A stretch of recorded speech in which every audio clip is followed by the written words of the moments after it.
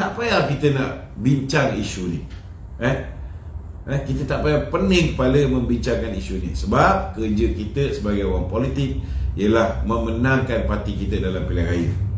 Kerja ke bawah duli tuanku ialah memilih siapa yang difikirkan boleh menjaga negara, boleh menggalas tanggungjawab untuk mentadbir negara sebagai Perdana Menteri.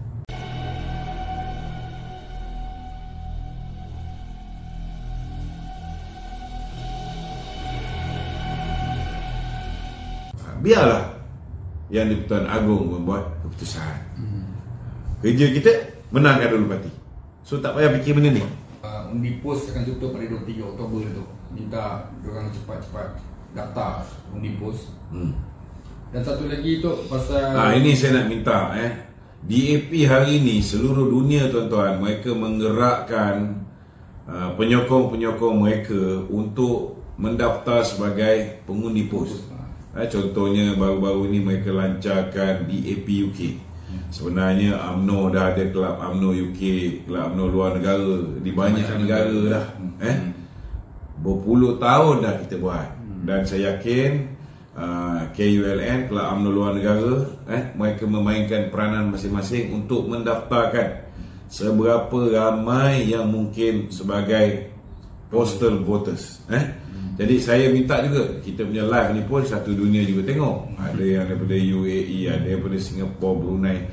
Jadi kalau warga negara Malaysia, kalau dulu anda tak pernah mendaftar, hari ini anda sudah pun automatik.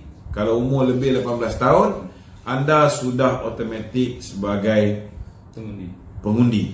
Jadi kerja anda pergi ke laman web SPR, mendaftar sebagai pengundi POS. Kena buat. Jangan sampai yang mendaftar ni semua sekali. Memang betul lah benda ni renyeh. Tuan-tuan nak kena buat itu, buat ini, kena masuk tu, masuk ini. Kena Google, masuk website. Saya nak beritahu, buatlah sedikit benda yang susah ni. Tak ada susah sangat pun. Demi untuk masa depan anda, masa depan anak anda, masa depan cucu anda, cicit anda dan sebagainya. Penting. Penting. Kita semua kena mainkan peranan kita dalam memastikan Barisan Nasional akan dikembalikan sebagai parti yang menguasai negara ini secara dominan. Penting tu tuan-tuan. Okey? Alright. Bung Mokhtar tu dia minta SPR pertimbangkan tu kelayakan undi awal ataupun undi POS kepada mahasiswa yang belajar dekat luar tu. Dia nak balik kos belajar kat Sabah, duduk di KL macam tu lah. Saya setuju sangatlah pandangan Datuk Seri Bung Mokhtar ni sebab contohnya satu bulan awal bulan November ni memang banyak mahasiswa kita baru je balik. So dia orang dah belanja untuk balik ke kampus.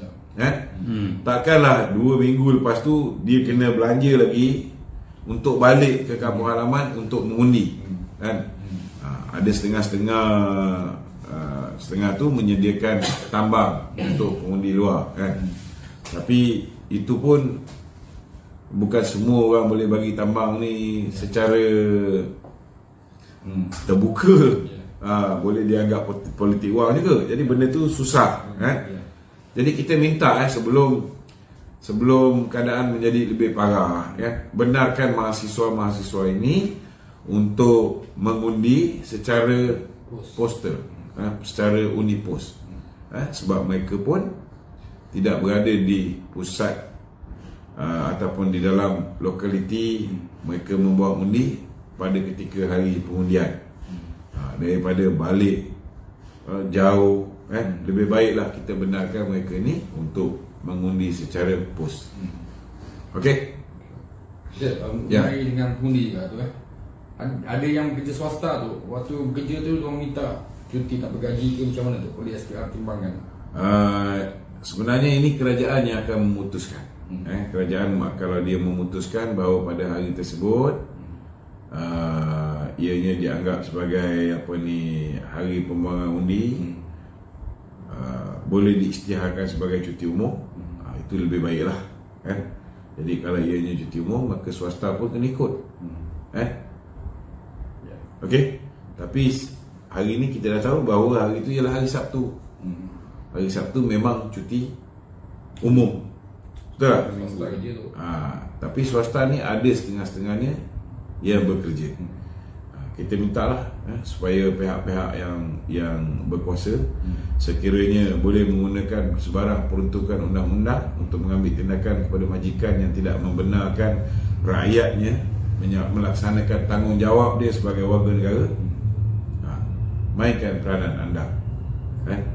Itu penting. Okey? Okey tak? Cerita politik lah. Cerita politik. Anwar Ibrahim kata tu, dia berjanji tu kalau dia jadi PM beberapa bulan dia akan reduce dia punya gaji tu. Dan Menteri Kabinet Anwar Ibrahim berjanji, tuan-tuan, berjanji lagi. Allahu Akbar. Janji lama pun hang tak tunai. Kali ni dia janji kalau dia jadi Perdana Menteri, dia akan potong gaji dia. Saya nak beritahu dengan Anwar Ibrahim, kita ni rakyat Malaysia bukan bodoh. Kalau kita tawarkan jawatan Perdana Menteri itu tak bergaji pun, tak ada seorang pun ahli politik akan tolak jawatan Perdana Menteri. Walaupun tak ada gaji.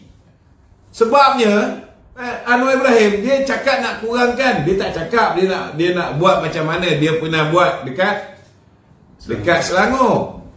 Dekat Selangor, Anwar Ibrahim cuma ambil RM1 gaji sebulan sebagai penasihat ekonomi negeri Selangor. Tetapi ketika dia menjadi penasihat ekonomi negeri Selangor, klaim dia 15 juta. Klaim dia saja, bukan saya cakap. Yang cakap ni serisa politik kepada Menteri Besar Selangor, Faikal Husin.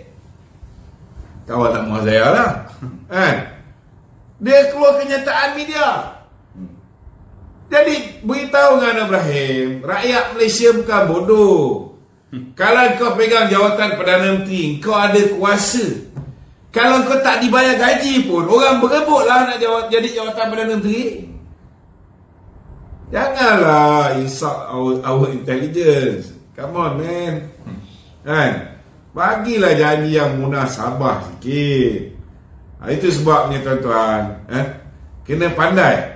Kalau kita dibodohkan lagi sekali, semata-mata kerana Anwar bersetuju untuk kurangkan gaji dia sebagai Perdana Menteri, maka kita nak undi PKR, nak derita lagi sekali hidup macam mana 22 bulan Pakatan Harapan pemerintah.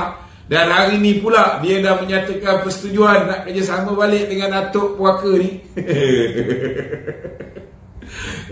Kadang balik. Aduh.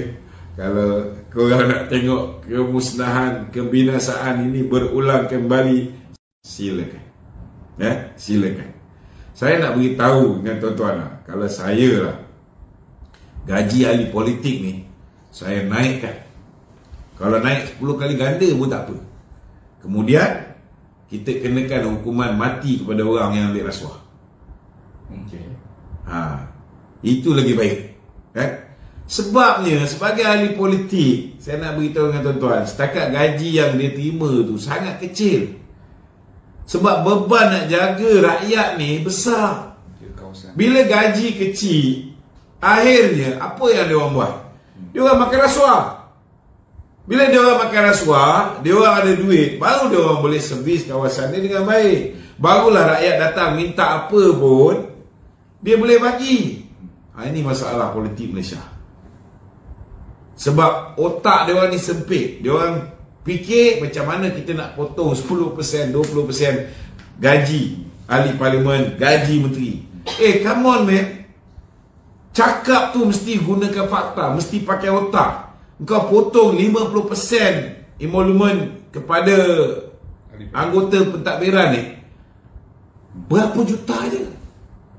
Berapa juta je?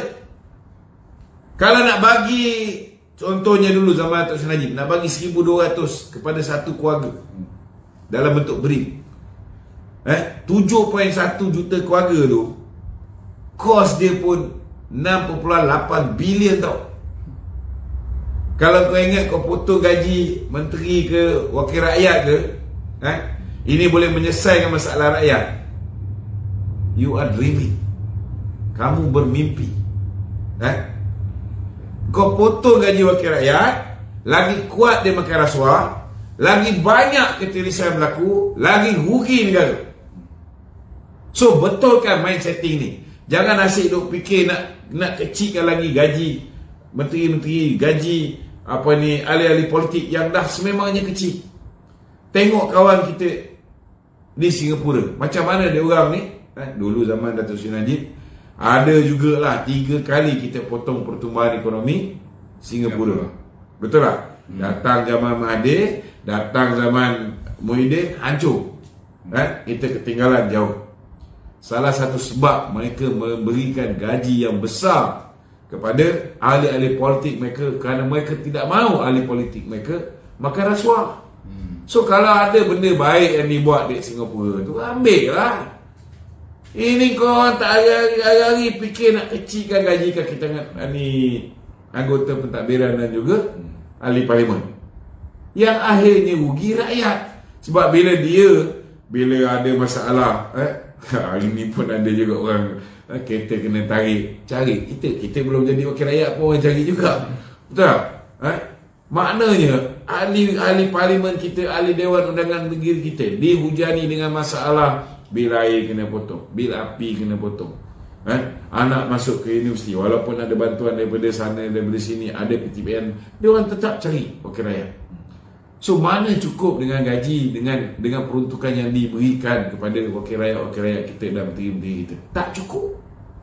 Bila tak cukup, dia orang kena buat kerja tambahan. Yang ini yang kita tak nak. Betul tak?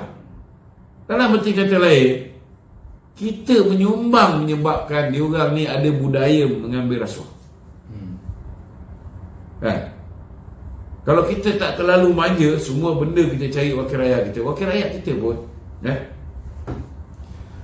tak bermasalah. Jangan lupa. Jadi kalau misalnya ada cadangan-cadangan bodoh macam Anwar Ibrahim nak buat ni, tuan-tuan, kalau misalnya jadi Perdana Menteri itu tidak tak memberikan pulangan dalam bentuk pelbagai bentuk imbuhan, tidak ada perks, tidak ada peluang untuk buat projek tu projek ni, tidak ada peluang untuk bagi projek dan dia boleh dapat macam-macam, dia nak tak rebut jawatan Perdana Menteri ni? Tentu dia tak nak. Betul tak? Itu sebab dulu masa jadi penasihat ekonomi, betul lah dia ambil gaji 1 juta RM1, tapi dalam tempoh dia menjadi penasihat ekonomi tu, negeri terpaksa bayar perks dia punya claim dia apa semua, RM15 juta. Bukan saya cakap, ini susah politik Menteri Besar Selangor Tan Sri Khalid Ibrahim Faikal Hussein yang cakap. So takkanlah kita bodoh lagi nak kena gula-gula dengan Anwar Ibrahim ni.